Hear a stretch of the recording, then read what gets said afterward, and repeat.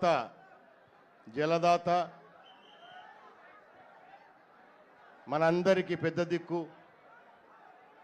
ఆంధ్రప్రదేశ్ రాష్ట్ర ముఖ్యమంత్రి వర్యులు శ్రీ నారా చంద్రబాబు నాయుడు గారికి వేదిక మీద ఉన్న అధికారులకు మంత్రులకు ఎమ్మెల్యేలకు అందరి పెద్దలకు రైతులకు ఇక్కడికి వచ్చేసిన రైతు సోదరులకు Telugu Desam party Janasena party BJP party నాయకులకు కార్యకర్తలకు మీడియా మిత్రులకు అందరికీ కూడా పేరు పేరున హృదయపూర్వక నమస్కారాలు తెలియజేస్తా ఉన్నా. ఈరోజు చాలా శుభదినం, చాలా సంతోషం. ఒక రెండు విషయాలు సారు పర్మిషన్తో కొంచెం మాట్లాడాలనుకుంటా ఉన్నాను. తెలుగుదేశం పార్టీ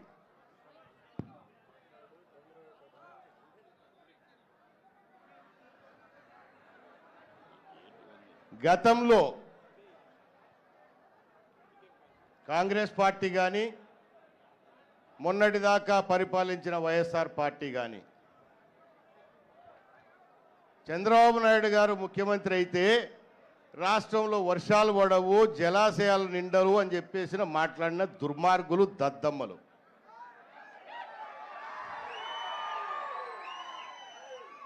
జూలై మాసంలో రిజర్వాయర్ శ్రీశైలం రిజర్వాయర్ నిండి నాకు తెలిసి దాదాపు 20 సంవత్సరాల కిందట జరిగింది. ఇప్పుడు మళ్ళీ చంద్రబాబు నాయుడు గారు ముఖ్యమంత్రి అయిన తర్వాత బ్రహ్మారాంబ అమ్మవారు స్వామి మల్లికార్జున స్వామి వారి ఆశీస్సులతో చంద్రబాబు నాయుడు గారి ప్రగాఢ సంకల్పంతో ఈరోజు ఆ భగవంతుడు కూడా ప్రజలు ఇచ్చారు అవకాశాన్ని, భగవంతుడు కూడా మెచ్చి విపరీతమైన వర్షాలు కురిసి జూలైలోనే ఈరోజు నిండింది రిజర్వాయరు. తద్వారా అన్ని చోట్ల కూడా నీళ్లు పంపించే కార్యక్రమం తీసుకుంటున్నాము. ఈరోజు ఈ వైఎస్ఆర్ కాంగ్రెస్ పార్టీ వాళ్ళు జగన్మోహన్ రెడ్డితో సహా సమాధానం చెప్పాలి. దుర్మార్గులు ఎన్ని దుష్ప్రచారాలు చేశారు గతంలో. ధైర్యం ఉంటే ఇప్పుడు మాట్లాడండి, దమ్ముంటే మాట్లాడండి, అబద్ధాలు మాట్లాడడం కాదు. మీరు నోట్ ఇచ్చారు. ఈరోజు చంద్రబాబు నాయుడు గారు ముఖ్యమంత్రి, వర్షాలు పడినాయా లేదా? గతంలో ఎప్పుడూ లేనటువంటి వర్షపాతం ఇప్పుడు నమోదైంది. మరి ఈరోజు ముఖ్యమంత్రి చంద్రబాబు నాయుడు గారు, జగన్మోహన్ రెడ్డి కాదు కదా. మళ్ళీ ఈరోజు ముఖ్యమంత్రి చంద్రబాబు నాయుడు గారు రిజర్వాయర్లన్నీ కూడా బ్రహ్మాండంగా నిండుతాయి. దుర్మార్గులారా, రైతులకు కూడా నేను ఒకటే విజ్ఞప్తి చేస్తా ఉన్నా. తెలుగుదేశం పార్టీ చేసినట్లు స్వర్గీయ నందమూరి తారక రామారావు గారు కానీ, ఆనాడు మళ్ళీ చంద్రబాబు నాయుడు గారు కానీ రాయలసీమకు నీళ్ళు ఇచ్చి కాపాడింది రైతులు ఎవరే అంటే తెలుగుదేశం పార్టీ, చంద్రబాబు నాయుడు గారు.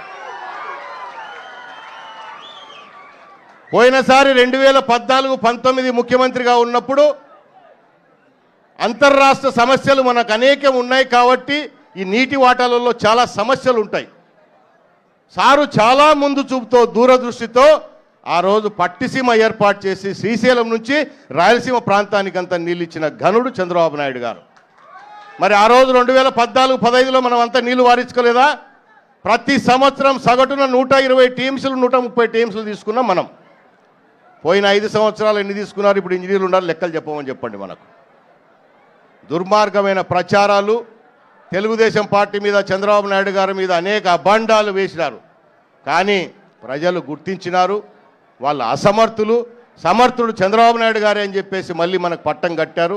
సార్ అందుకే ఈ వయసులో కూడా మన కోసం, ప్రజల కోసం, రైతుల కోసం, అందరి కోసం అహర్నిశలు కష్టపడతా ఉన్నారు.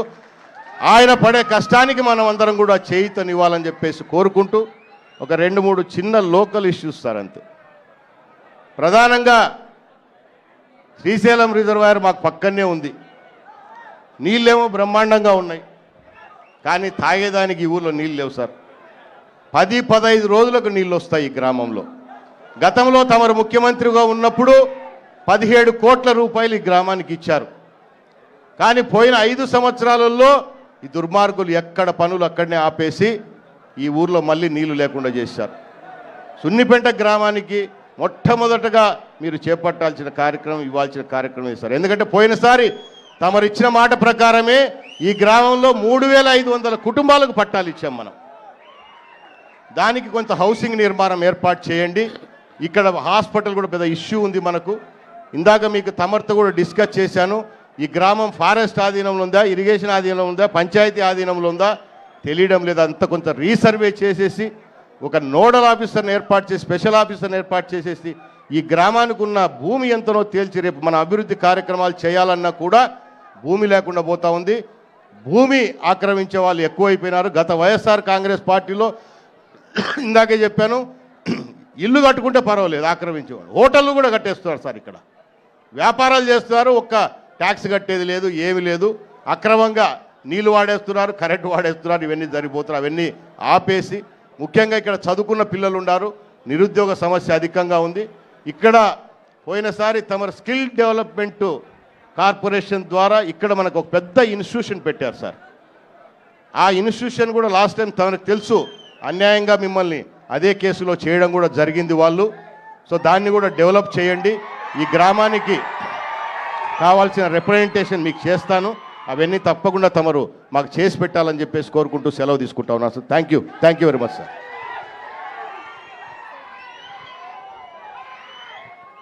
ఇప్పుడు మన నంద్యాల పార్లమెంటు ఎంపీ గారైన బైరెడ్డి శబరి గారు 2 మాటలు మాట్లాడారు. అందరికీ నమస్కారం.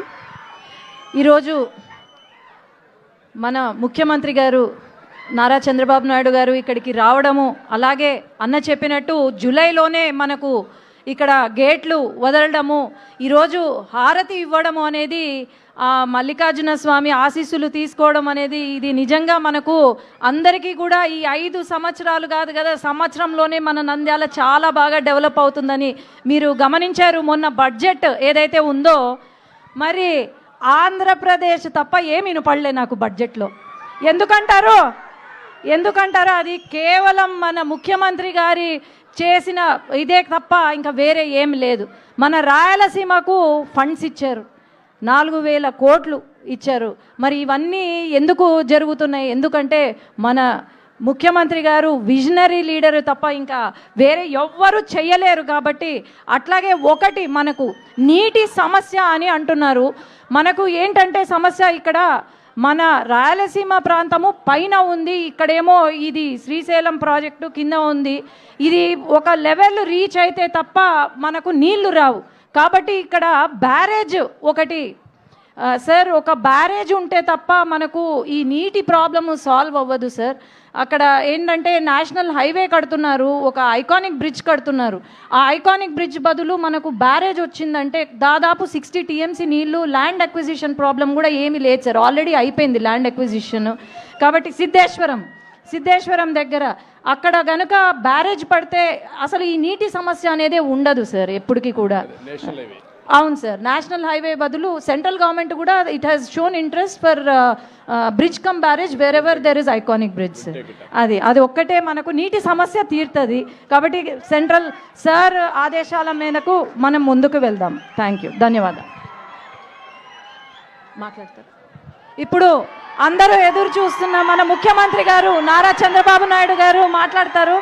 అందరూ కూడా నిశ్శబ్దంగా వినండి. అందరికీ నమస్కారాలు.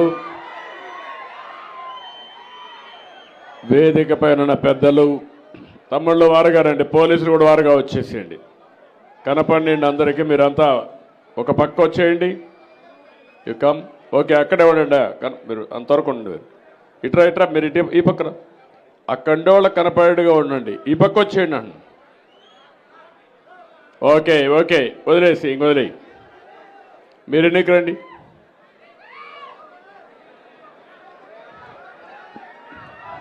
తమిళ్ళు హుషారుగా ఉన్నారా? ఏమమ్మా ఆడబిడ్డలు మీరు బాగున్నారా?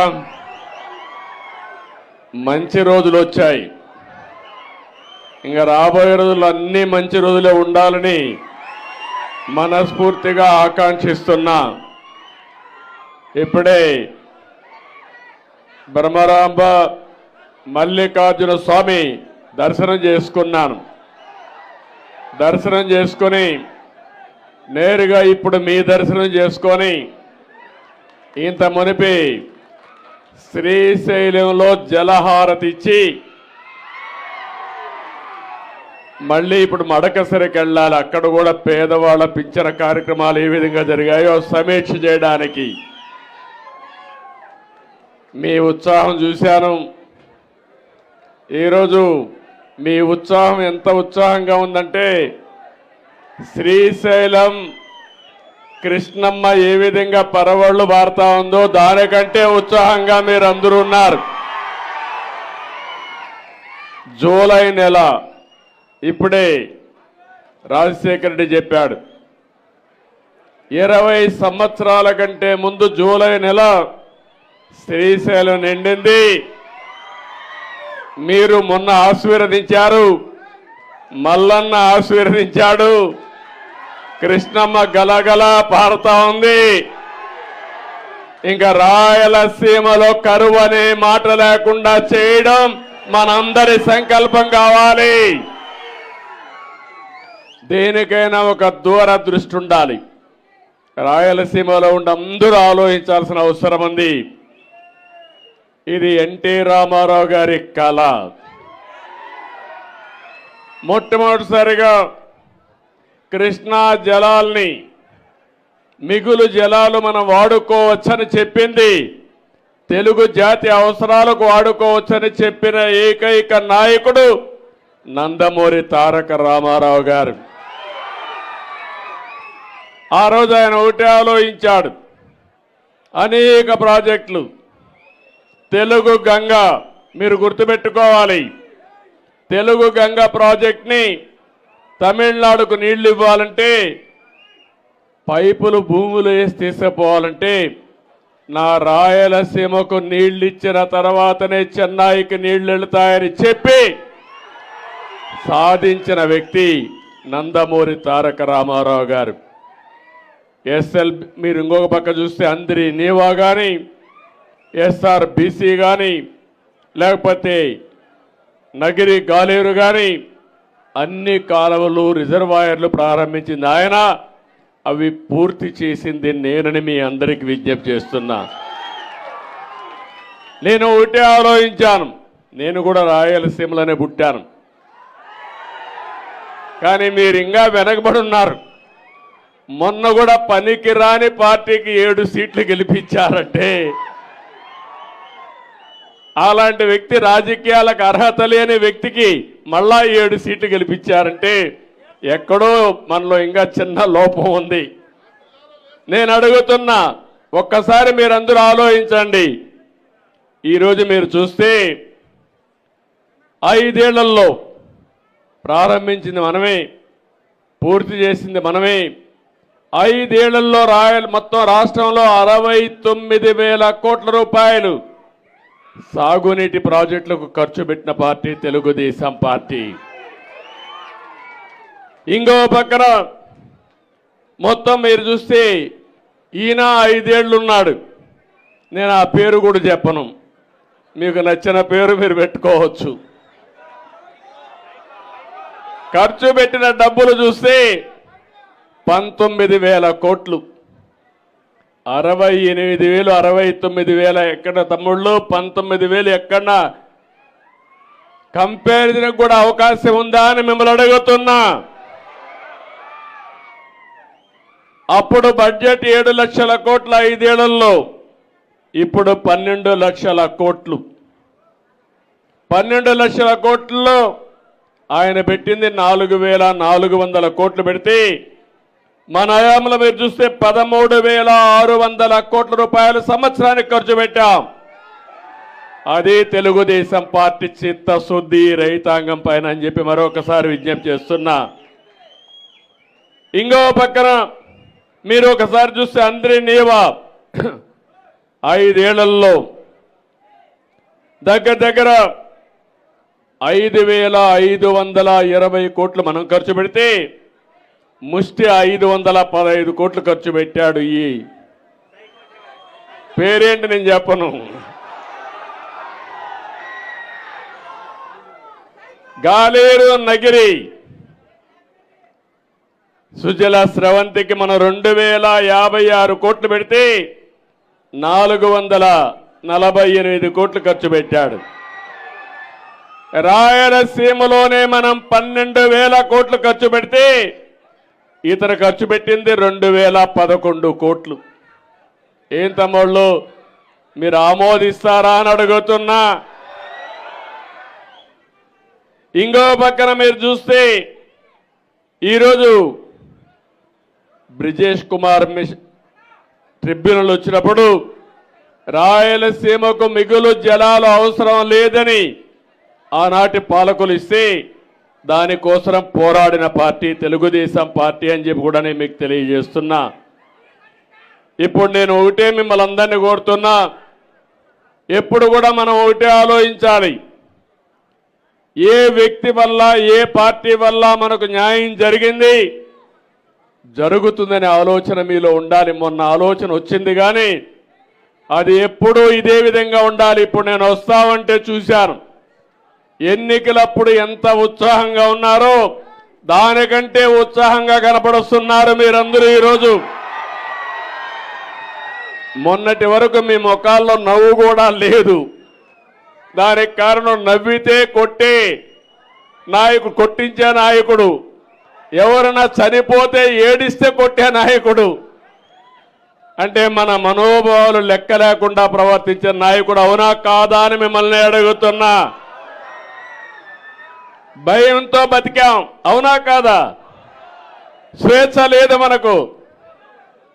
అలాంటి దగ్గర నుంచి ఇప్పుడు లిబరల్గా మీరు ఫ్రీగా ఏమి చేయాలన్నా చేసే శక్తి వచ్చిందంటే అది ప్రజాస్వామ్యం ఇచ్చింది. దాన్ని కాపాడిన పార్టీ తెలుగుదేశం పార్టీ, జనసేన, అదే మరిగా బీజేపీ అని చెప్పి కూడా నేను మీకు తెలియజేస్తున్నా. ఈరోజు మీరు ఒకసారి గుర్తుపెట్టుకోవాలి, మొన్న ఎన్నికలో ఒక సునామీ, ఒక్కొక్క సీట్లో 95,000 మెజారిటీ. నేను ఆ రోజే చెప్పాను రాబోయేది సునామీ, ఈ సునామీలో చిత్తుగా ఊడ్చకపోతారని చెప్పాము. అదే జరిగింది.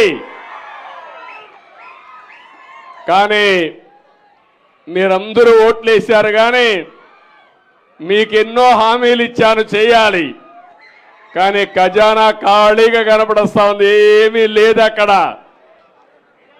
ఈరోజు కేంద్రంలో ఉండే ఎన్డీఏ ప్రభుత్వం ముందుకొచ్చి మనం కూడా అందరం కలిసి పోటీ చేశాం కాబట్టి నన్ను అర్థం చేసుకున్నారు చాలా మంది ఉండేవాళ్ళందుకే అందరినీ గెలిపించిన ఘనత ఈ తెలుగు జాతిది, ఈ రాష్ట్ర ప్రజానీకానిదని చెప్పి నేను మీకు తెలియజేస్తున్నా. దానివల్ల నిలదొక్కునే శక్తి వచ్చింది. కానీ నేను ఆలోచించిన ఒకటే ఆలోచిస్తున్నా, ఈరోజు మీ అందరికీ ఒకటే విజ్ఞప్తి చేస్తున్నాను. నేను నేరుగా మల్లికార్జున స్వామి దర్శనం చేసుకుని నేను సంకల్పం చేసి అదే మరి కృష్ణమ్మ తల్లికి జలహారతి ఇచ్చి నా బాధ్యత నేను చేశా. కానీ ఈ సంవత్సరం చూస్తూ ఉంటే ఇంకొక 2-3 రోజుల్లో శ్రీశైలం ఫుల్ అయిపోయింది, ఇప్పటికే నాగార్ సాగర్ ఫుల్ అవుతుంది, పులిచింతల ఫుల్ అవుతుంది. రాయలసీమలో సముద్రం లేకపోయే నీళ్ళని రాయలసీమకు పంపిస్తే అన్ని రిజర్వాయర్లు పూర్తయితే రాబోయే 5 సంవత్సరాలు కూడా కరువు అనే మాట లేకుండా ప్రణాళికలు తయారు చేసే బాధ్యత మాదని మీ అందరికీ హామీ ఇస్తున్నా. నీరనేది చాలా ముఖ్యం. నీరున్నప్పుడు నీటి విలువ తెలియదు. మీరు ఆ విషయం గుర్తుపెట్టుకోవాల్సిన అవసరం ఉంది. ఈ నీటి సమస్య శాశ్వతంగా పరిష్కారం చేసుకోగలిగితే ఒక పక్క మీరు చూస్తున్నారు సాగునీరు వల్ల బ్రహ్మాండంగా పంటలు పండించే అవకాశం వస్తుంది, ఆహార ధాన్యాల కొరత తీరే పరిస్థితి వస్తుంది. రాయలసీమలో ముఖ్యంగా నేను ఒకటే ఆలోచిస్తున్నా, ప్రతి ఎకరాకు నీళ్లు ఇవ్వాలి. ఆ నీళ్లు ఇవ్వడం కూడా పండ్ల తోటలు, ఉద్యాన పంటలు ఎక్కువ పండించాలి. ఒకప్పుడు రాయలసీమ రతనాల సీమ రాయల టైంలో, తర్వాత వచ్చిన పాలకుల వల్ల ఇది రాళ్ల సీమగా మారిపోయింది. నేను అందుకే చెప్పాను, ఈ రాయలసీమను రతనాల సీమగా తయారు చేస్తానని నేను మీకు హామీ ఇచ్చాను ఎన్నికలప్పుడు. ఇది సాధ్యం.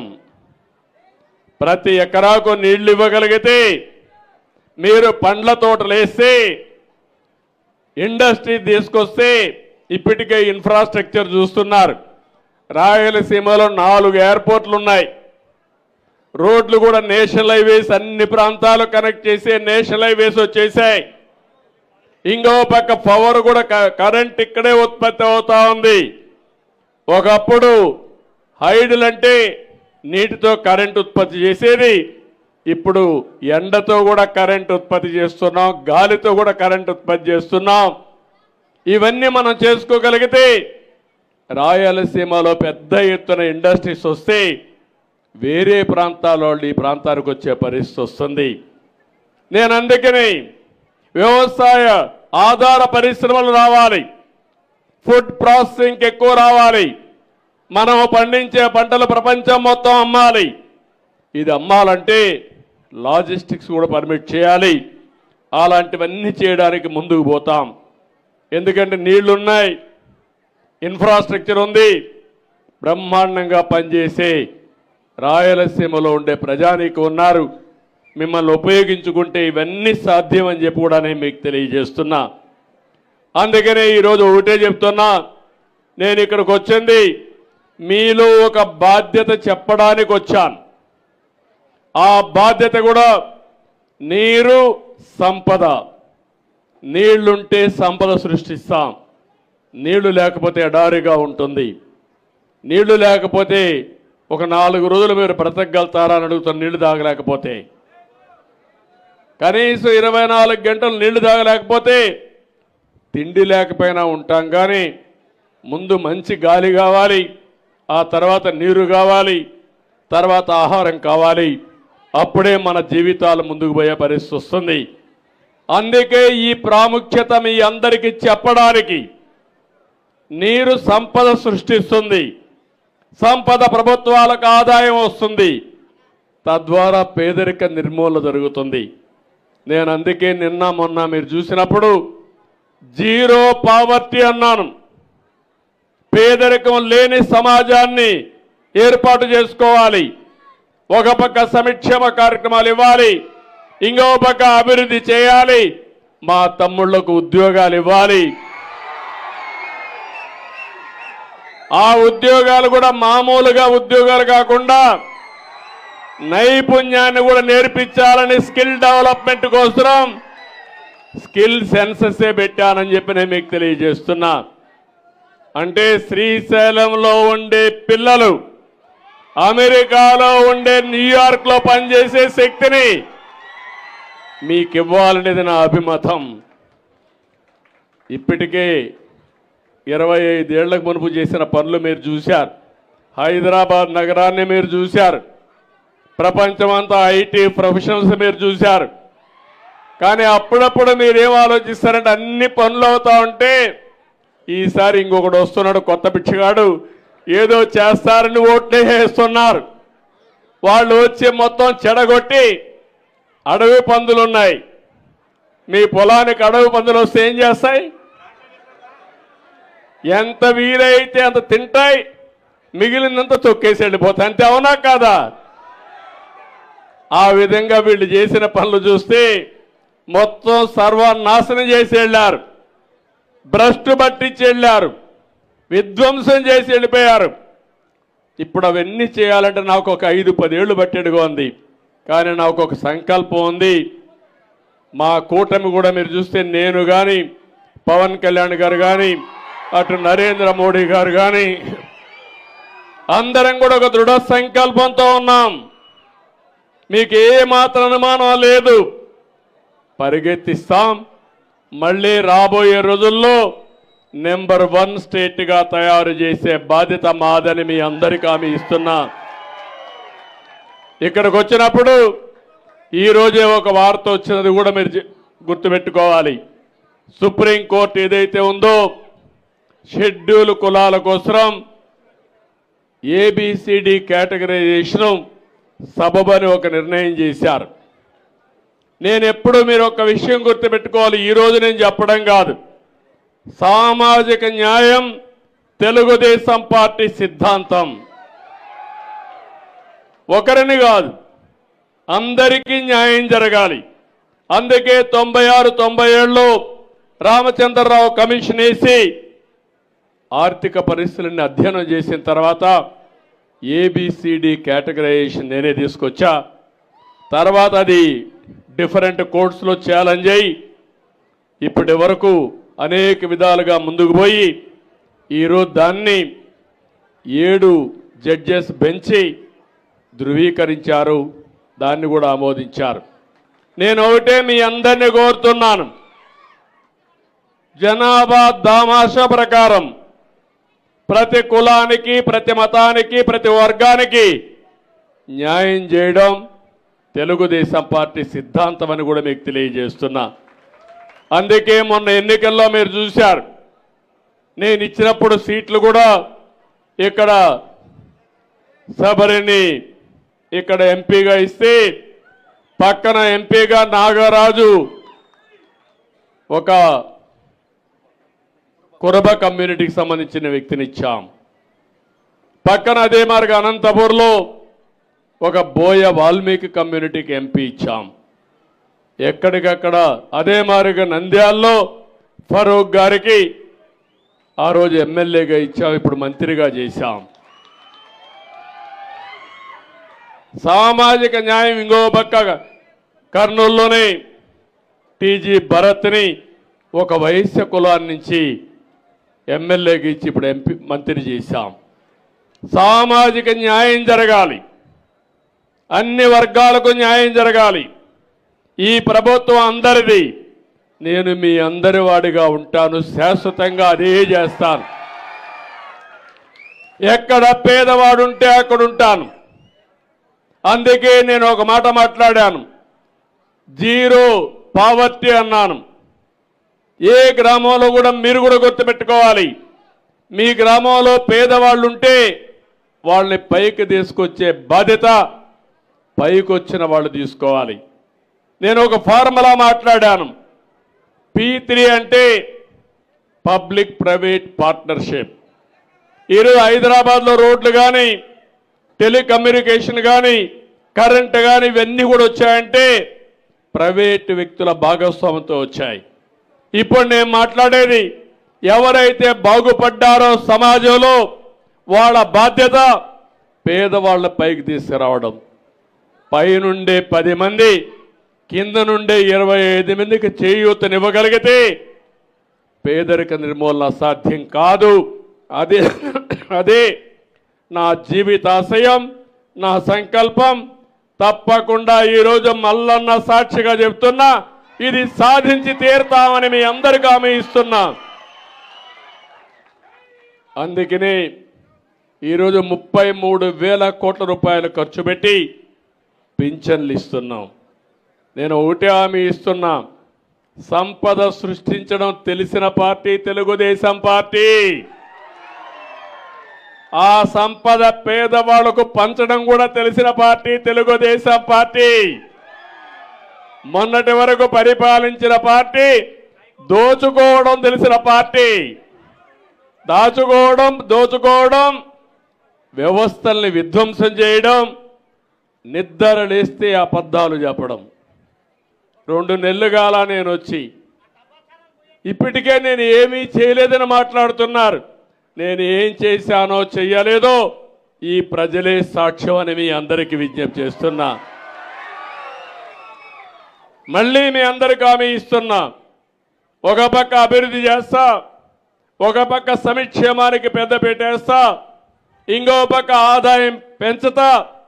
పెంచిన ఆదాయం ఈ పేదవాళ్లకు పంచే బాధ్యత నాదని మరొక్కసారి మీ అందరికీ హామీ ఇస్తూ, ఈరోజు నా జీవితంలో ఏదైతే ఒక ఆశయం, ఒక్కసారి రిజర్వాయర్లకి మంచి వర్షాలు పడితే 5 ఏళ్లు కరువు లేకుండా చేయాలనే ఉద్దేశంతోనే ఆ రోజు ప్రాజెక్టుల కోసం 68,000 కోట్లు ఖర్చు పెట్టాం. కానీ ఈరోజు చూస్తే నేను మైక్రో ఇరిగేషన్ తీసుకొచ్చాను, డ్రిప్ ఇరిగేషన్ తీసుకొచ్చాను, అనేక విధాలుగా ముందుకు పోయాం. కానీ వీళ్ళు వచ్చిన తర్వాత అన్నీ ఆపేశారు. ఈరోజు వర్షాలు బ్రహ్మాండంగా పడ్డాయి, దేవుడు కరుణించాడు, చాలా సంతోషం. అదే సమయంలో దీన్ని నేను ఆలోచించేది మళ్ళీ చెప్తున్నా, అన్ని రిజర్వాయర్లో నీళ్లు పెట్టి ఆ నీళ్లు కూడా పొదుపుగా వాడుకొని అక్కడి నుంచి మీకు సంపద సృష్టించే మార్గాలు, ఆదాయం పెంచే మార్గాలు ఎన్ని ఉన్నాయో అన్నీ కూడా నేర్పించే బాధ్యత నాది, మాది. అదే సమయంలో నేను మాట్లాడే ప్రతి ఒక్క మాట మీరు ఆలోచించుకొని మీరు కూడా పూర్తిగా అనుసంధానం అయితే మనకు మంచి జరుగుతుంది, రాష్ట్రానికి మంచి జరుగుతుంది. దీనికి పూర్తిగా ముందుకు రావాల్సిందిగా మరొక్కసారి కోరుకుంటూ, నాకైతే ఇంకా ఎక్కువ సమయం మీతో గడపాలని కానీ మళ్ళీ మడకసిరికి వెళ్ళి సాయంత్రం హైదరాబాద్ పోవాలంటే మళ్ళీ లాజిస్టిక్స్ ఇవన్నీ పర్మిట్ చేయమని అప్పుడే మా వాళ్ళు చెప్తున్నారు. ఏదేమైనా మళ్ళీ వస్తా. ఈ శ్రీశైలాన్ని ఒక దివ్య క్షేత్రంగా తయారు చేసే బాధ్యత తీసుకుంటాం. ఇది ఒక పవిత్రమైన పుణ్య భూమి. ఇక్కడ భారతదేశంలోనే కాకుండా ప్రపంచం మొత్తం కూడా వచ్చే అవకాశాలు ఉన్నాయి. అలాంటప్పుడు దీన్ని ఏ విధంగా అభివృద్ధి చేయాలో చేయడం, ఇప్పుడే మన రాజశేఖర రెడ్డి చెప్పినట్టు ఇక్కడ సమస్యలన్నీ పరిష్కారం చేస్తాం. సబరి గారు చెప్పినట్టు ఏదైతే నేషనల్ హైవే ఆ బ్రిడ్జ్ దగ్గర సిద్ధేశ్వరం దగ్గర ఐకానిక్ బ్రిడ్జే కాకుండా దానికి నీళ్లన్నీ పెట్టడానికి ఏం చేయాలో గవర్నమెంట్ ఆఫ్ ఇండియాతో టేకప్ చేసి ఐకానిక్ బ్రిడ్జే కాకుండా రిజర్వాయర్గా తయారు చేయడానికి ఏం చేయాలో చేస్తాం. దానికి కూడా శ్రీకారం చుడతా అని చెప్పి తెలియజేసుకుంటూ మరొకసారి అందరికీ నమస్కారాలు, ధన్యవాదాలు. Thank you everybody.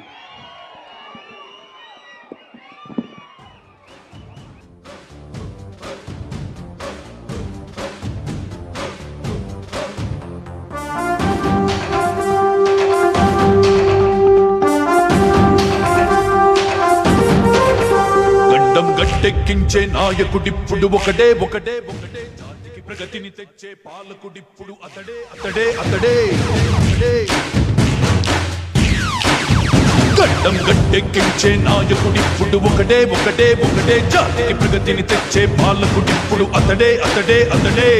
సూర్యునిలాగా చీకటి చీల్చి చంద్రునిలాగా వెన్నెలనిచ్చి అందరికీ అభివృద్ధిని తెస్తాడే చంద్రబాబు నాయుడే, ఒకే ఒక్క నాయకుడే.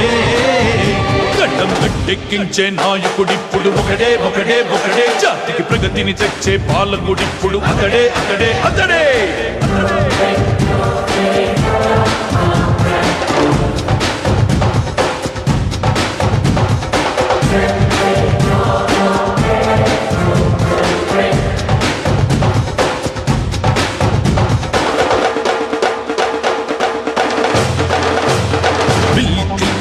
రప్పించి బిల్గేట్స్ మెప్పించి ఏలిన A1 స్టేట్స్ మ్యాన్, అందరికి చేరువైన హైటెక్ ముఖ్యమంత్రి, పొలిటీషియన్స్ లో నా మిస్టర్ క్లీన్. దేశంలోని సీఎంలంతా దేశు చంద్రబాబు అంటే కేంద్రంలోని నేతలంతా అవార్డిచ్చి అభినందిస్తే అన్ని రంగాలందు మార్పులెన్నో. హలో ఖలీల్, బ్యాక్ సైడ్ చూడు ఖలీల్.